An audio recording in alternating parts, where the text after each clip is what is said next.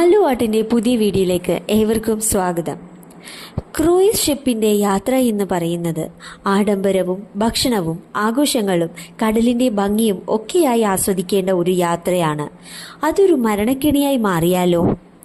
ഇപ്പോൾ ലോകമെമ്പാടുമുള്ള ആരോഗ്യ വിദഗ്ധരെ ആശങ്കയിലാക്കി പുതിയ വാർത്ത വന്നിരിക്കുകയാണ്. ക്രൂയിസ് കപ്പലിൽ ഹാൻഡ വൈറസ് പടരുന്നതായാണ് റിപ്പോർട്ടുകൾ വരുന്നത്.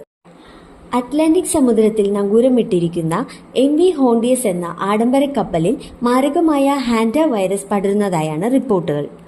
ഡച്ച് കമ്പനിയായ ഓഷ്യൻ വൈഡ് എക്സ്പെഡീഷന്റെ ഉടമസ്ഥയിലുള്ള കപ്പലിൽ ഇതുവരെ 8 പേർക്കാണ് രോഗം സ്ഥിരീകരിച്ചത്. 3 മരണങ്ങൾ ഇതിനോടകം റിപ്പോർട്ട് ചെയ്തിട്ടുണ്ട്. മരിച്ചവരിൽ ഒരു ഡച്ച് പൗരനും അദ്ദേഹത്തിന്റെ ഭാര്യയും ഉൾപ്പെടുന്നു.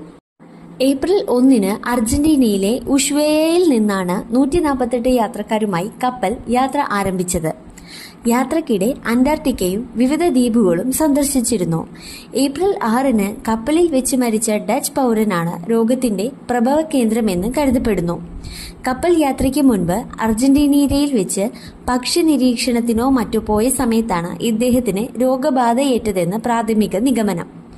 ഇദ്ദേഹത്തിന്റെ ഭാര്യ പിന്നീട് ദക്ഷിണാഫ്രിക്കയിൽ ചികിത്സയിലിരിക്കെയാണ് മരണപ്പെട്ടത്.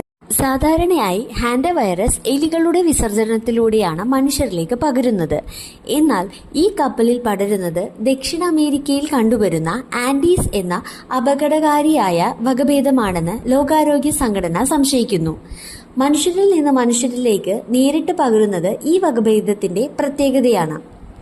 കപ്പലിൽ അടുത്ത സമ്പർക്കം പുലർത്തിയവർക്കും ഒരേ ക്യാബിൻ പങ്കിട്ടവർക്കുമാണ് നിലവിൽ രോഗം സ്ഥിരീകരിച്ചിരിക്കുന്നത് എന്നത് ആശങ്ക വർദ്ധിപ്പിക്കുന്നു. നിലവിൽ അതീവ ഗുരുതരാവസ്ഥയിലുള്ള രോഗികളെ വിദഗ്ധ ചികിത്സയ്ക്കായി വിവിധ രാജ്യങ്ങളിലേക്ക് മാറ്റിയിട്ടുണ്ട്.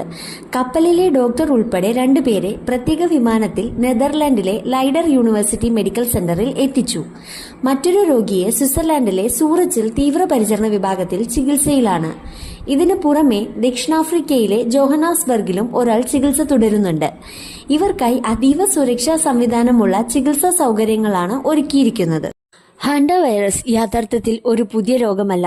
ദശകങ്ങളായി ലോകത്തിന്റെ പല ഭാഗങ്ങളിലും ഈ വൈറസ് റിപ്പോർട്ട് ചെയ്യപ്പെട്ടിട്ടുണ്ട്.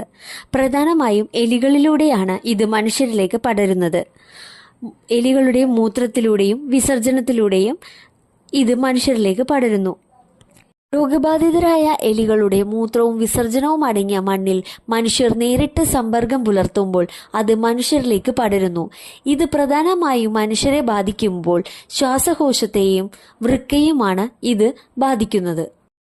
ഇനിയും ഇതേപോലുള്ള ഇൻഫോർമേറ്റീവായ വീഡിയോകൾക്കായി ചാനൽ സബ്സ്ക്രൈബ് ചെയ്യുക. കൂടെ ബെൽ ഐക്കൺ കൂടി ക്ലിക്ക് ചെയ്യുക.